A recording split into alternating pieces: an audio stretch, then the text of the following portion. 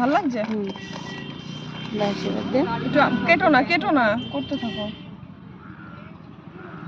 বন্ধ করে দিয়েছো? ওটা পরে দিবি। আচ্ছা আসুন দেখুন।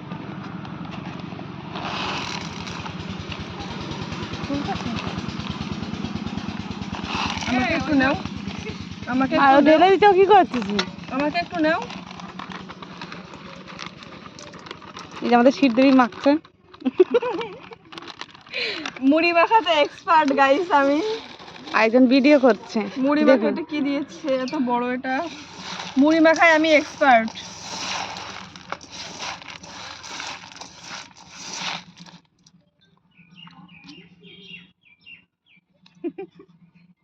কষ্ট হয়ে যাচ্ছে বেচারার। লেবুটা এমন কেন ভাই? ডিস্টার্ব কেন লেবুটা এমন? থাক পরে দেখছি লেবুটা।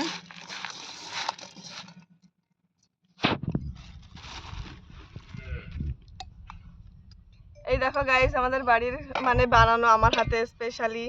দেখা ফোনে দাঁড়াও, দেখো নিজের হাতে বানানো। কালারটা কিন্তু সেই আসছে। একটা লঙ্কা দিয়ে দে।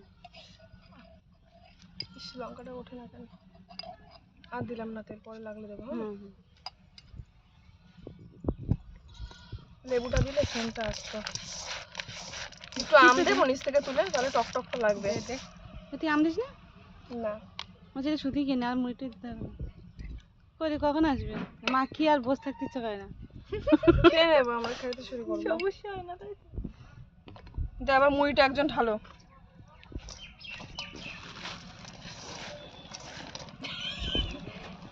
সত্যি বাবা, করে খাবা, তোমাদেরকে করে করে খাওয়াচ্ছি। এক বস্তা মুড়ি ঢালছে। সেই ঐতিহাসিক মুহূর্ত গাইস পড়ে যাচ্ছে। ইতিহাসে এমন দৃশ্য বিরল, দেখাই যায় না আজকালকার দিনে। পড়ে গেল ঝরে পড়ছে। বিরিয়ানি আর দেবো এখন?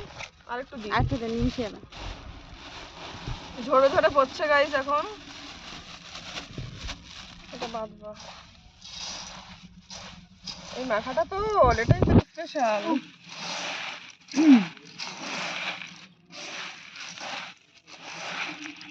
টমেটো পড়লে একটু কালারিং লাগতো। হ্যাঁ সেটাই, গাজর মাজর কিছু নেই। তা ভালো লাগছে। এখন যেহেতু ফুচকা যায় 5 টাকা পাপড়ি রাখা যায়। 5 টাকার পাপড়ি রাখবো? 5 টাকার? আমরা তো তাই করি। এই যে ঐতিহাসিক মুহূর্ত, এটা কে করতে পারে উদ্ঘাটন? ম্যাডামের চোট লেগে গেছে। একটুখানি এবার একটু টক দিই। টেস্ট করে দেখা। বন্ধ করে দেবে? হুম।